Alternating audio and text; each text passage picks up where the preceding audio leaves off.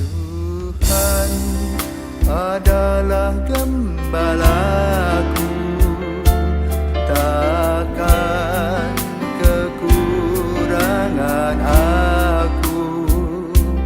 Dia membaringkan aku di padang berumput hijau. Saudara-saudari yang terkasih di dalam Kristus, selamat pagi.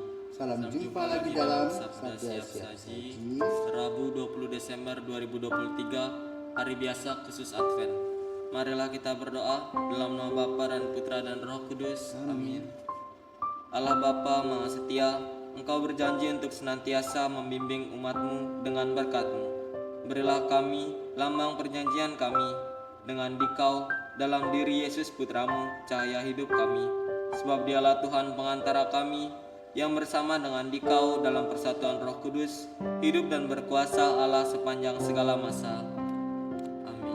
Tuhan bersamamu.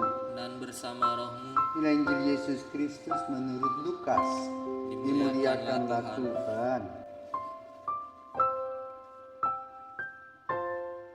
Markus bab 1 ayat 26 sampai dengan 38.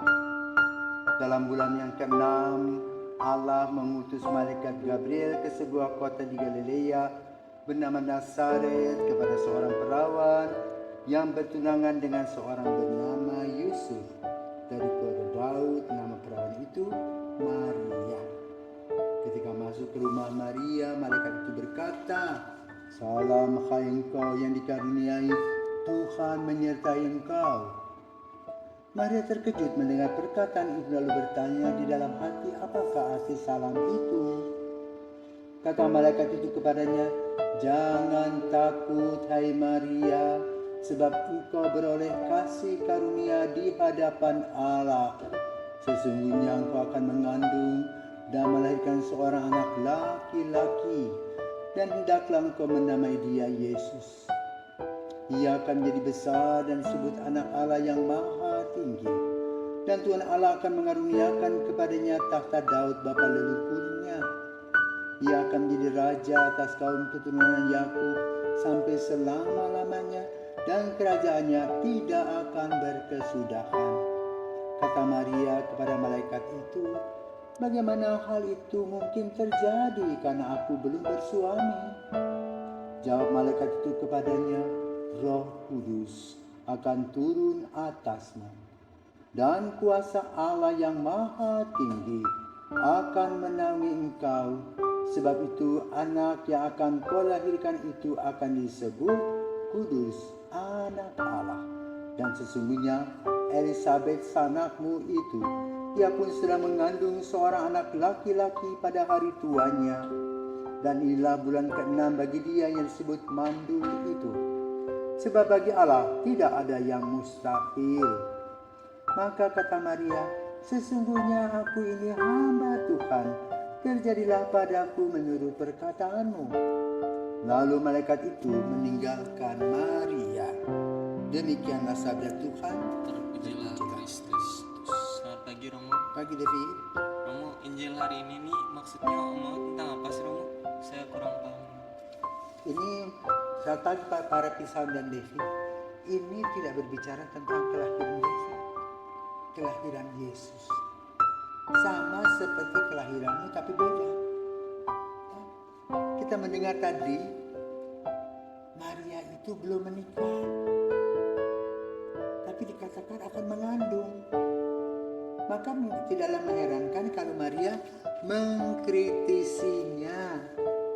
Bagaimana hal itu mungkin terjadi, katanya, karena aku belum bersuami. Lain dengan kelahiranmu. Ya, kelahiran mau terjadi setelah ayah ibumu menikah, mereka bersatu sebagai suami istri, maka mengandunglah ibumu. Normal. Jadi ada kromosom XA dalam dirimu. Dalam diri Yesus ini yang antik. Nanti dalam penemuan itu mengejutkan. Karena kromosom yang terjadi adalah kromosomnya perempuan-perempuan. Kalau kamu punya kromosom perempuan dan laki, jantan dan betina, XA. Ya, baiklah. Sekarang kita menyorotinya secara imani, secara biblis, ya. Lukas adalah seorang pengarang Injil yang berbicara tentang kisah kanak-kanak Yesus. Apakah dia pandai mengarang? Enggak. Dia punya data. Kapan data itu dia dapatkan? Dia adalah seorang dokter. Ketika Yesus disalibkan, Yesus berkata, "Ibu lihat anakmu, anak lihat ibumu." Dan sejak itulah Maria tinggal bersama Yohanes. Nah, lalu penyembuhan itu tidak terjadi seperti pada zaman Yesus. Maka Maria sakit. Nah, pada saat sakit, Lukas mendengar tentang hal itu dan dia mengunjungi Maria dan bertanya-tanya. Kemudian Maria menceritakan semua pengalamannya, sharing. Lukas terkagum-kagum. Tetapi justru dengan sharing Ibu Maria, Lukas semakin yakin dan percaya bahwa bagi Allah tiada yang mustahil. Maka kemudian dia meruntut semua peristiwa yang terjadi dalam dialog. Dan apa yang ditulis runtut oleh Lukas itu kita doakan dalam doa Angelus, ya. Sehari 3 kali, ya. Jam berapa? 6 pagi, Jam 12 siang, sama 6 6 sore. Itu berdoa Angelus, mengingatkan bagaimana Maria diberi kabar oleh malaikat Tuhan dan dia menanggapinya secara positif. Maria tidak menjual jual kesombongan, ya. Maria tidak mungkin seperti kita, gaya kita ini. Maria dengan rendah hati berkata dan juga berkata-kata dengan hati-hati, menggunakan akal budi yang sehat sepenuh hati. Maka jadinya adalah berkat yang luar biasa, bukan untuk Maria saja, tetapi untuk kita semua. Kenapa? Dengan menjawab ya Maria, Yesus lahir dan menjadi juru selamat. Tentu kalau kita perhatikan dialog yang terjadi itu berarti bahwa Allah menghormati kebebasan kita. Maka malaikat menawarkan kepada Maria atas nama Allah. Maria menjawab kebebasan itu dan dia tahu dengan konsekuen dalam hidup ini ada hukum sebab akibat. Dengan menjawab ya, maka Maria akan mengandung dan akan melahirkan seorang anak laki-laki bernama Yesus. Waktu itu dia tidak pernah pikir bagaimana reaksi Yesus sebagai calon suaminya. Ya? Tapi karena percaya kepada Tuhan, Maria dengan sigap menjawab Tuhan. Maka kita pun juga dalam langkah-langkah kehidupan kita sering ditawarkan kasih Tuhan. Dan penawaran kasih Tuhan itu berdasar pada pengalaman kita hidup sehari-hari.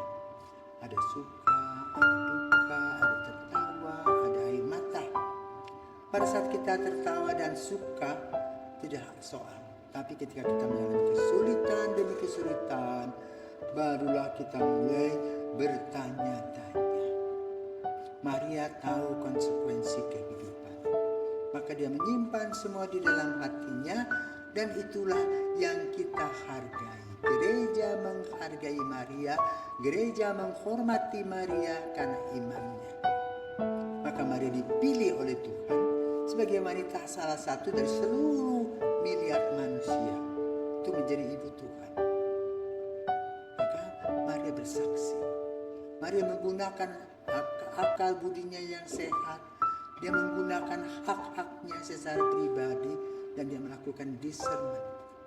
Maka kita pun juga dalam langkah-langkah kita perlu mengambil waktu berbincang-bincang dengan Tuhan, mengadakan discernment, merenungkan melakukan apa yang Tuhan kehendaki dalam menghidupi langkah-langkah kita selanjutnya, yaitu mengikut Kristus.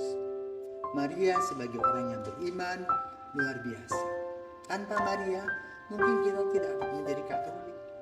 Tetapi karena Maria kita mendengar kabar tentang Yesus, kita mendengar kabar tentang Maria, kita mendengar kabar tentang Yusuf, dan juga kita merayakan Natal karena kelahiran bayi Yesus, Allah yang menjadi manusia yang membawa damai dan sejahtera. Semoga kehadiran kita pun di rumah, di lingkungan, seperti bayi Yesus yang memberi kepada setiap orang damai sejahtera. Semoga Tuhan memberkati kita. Dan jangan lupa bersyukur dan berterima kasih kepada orang tua kita yang sudah melahirkan kita dengan segala macam usaha,